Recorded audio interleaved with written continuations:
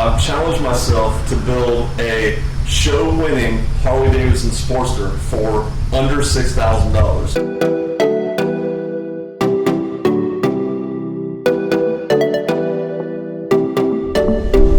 Hey guys, it's Brian at Sign Me Up Designs again, and I've got a fantastic video for you today. It's something I've really been looking forward to doing, and it's a motorcycle project, and it's my first motorcycle project that I'm going to start in like the past 7 years. This red bike here is the one that I did most recently. It's a 1980 Honda CB 750 with clearly a lot of modifications done to it. It's got a Hayabusa front fork set, it's got Harley-Davidson wheels, cafe racer style setup.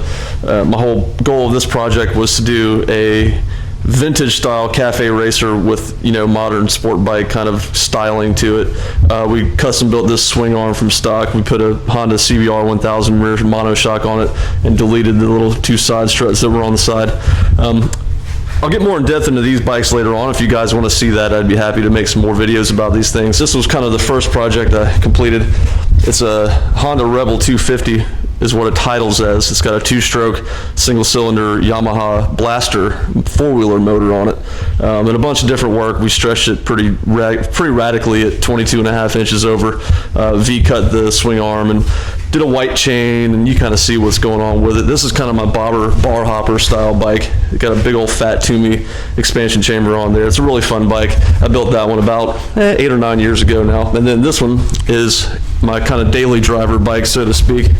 It's a 2011 Yamaha Striker. Most people think it's a Harley Road King or something similar, but it's definitely one of my most favorite bikes and the easiest to ride. I've got some more plans for that one. I'll go into more detail about that bike later too. If you want to see it, I'd be happy to make a little video about it. So that brings me to the next bike, the most recent one I decided to start, and it is this. It is my first Harley. It is a 2007 Harley-Davidson Sportster 1200. It's the low version, which I've done some research, and I think the low version just gives you like a different handlebar and some other stuff, like a lowered seat. But the fellow that had it before me actually switched the handlebars out with like a drag style bar, and he did it incorrectly. As you can see, some of these brake lines are not routed correctly. It's got a few little tasteful mods done to it. It's got some Reinhardt slip-on exhaust.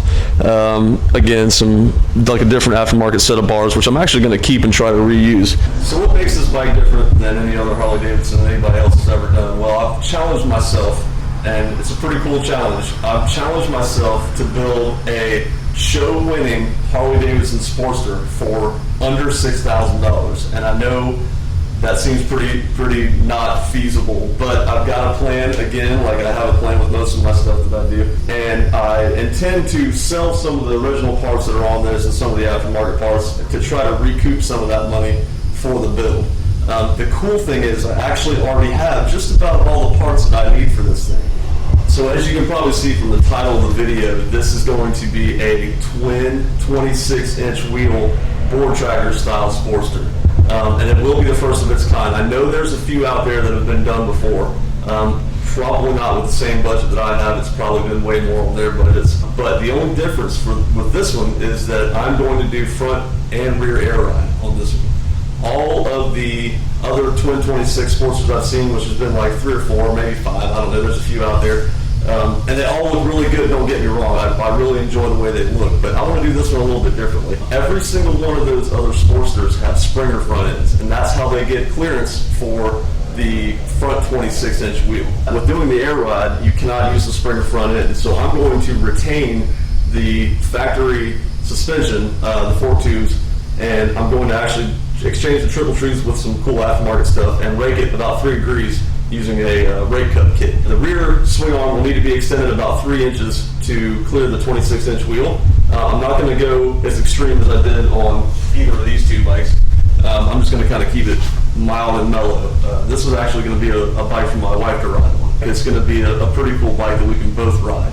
But she's been practicing and she really seems to enjoy riding, so the least I can do is build her something really cool to ride with the rest of the really cool bikes that I've got over here. So again, here it is, guys. I'll do a little walk around here. It's really not too special. It's got some little tasteful modifications. Somebody's tried to, you know, do a little blackout on the turn signals, I guess. It doesn't really look that great. And this exhaust is kind of okay. It's a pretty decent exhaust. It's not too expensive, but I'm definitely going to put some way louder, shorter pipes on this thing. All right, one more fun fact about this motorcycle. I actually purchased this motorcycle about 5 or 6 years ago, I think. I bought it from a guy a few towns over for $3,300. And that $6,000 price range I was talking about is including the cost of the bike. I bought it for $3,300, and I ended up selling it to a buddy of mine for what I paid for it. I had the intentions of maybe keeping it or flipping it, but he wanted it, so I sold it to him for the same price I paid for it. And just recently, about 3 months ago, I purchased it back from him for $3,000. If you know these motorcycles, you know that is a hell of a deal, because these Sportsters, these 2007 Sportsters, are the second year. They started fuel injection in 2006, and this is the second year of fuel injection for this motorcycle. If you like fun toys, you know how problematic carburetors can be. I actually looked at a couple Sportsters, older ones, before I bought this one back from my buddy, and you just can't find them. You can't find them for a decent price, in decent condition at least. But anyway, here it is. I'm getting ready to take it outside and give it a quick wash down, because you can see the layer of dirt on this thing. Ugh.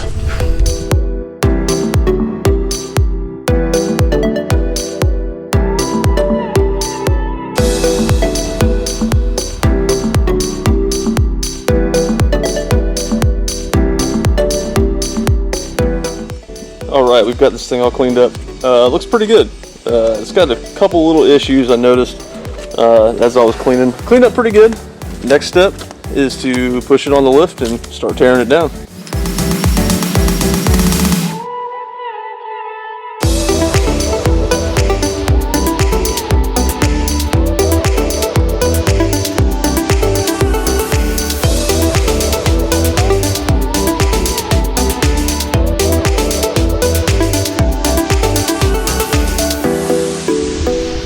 All right, this thing is up in the air, ready to go.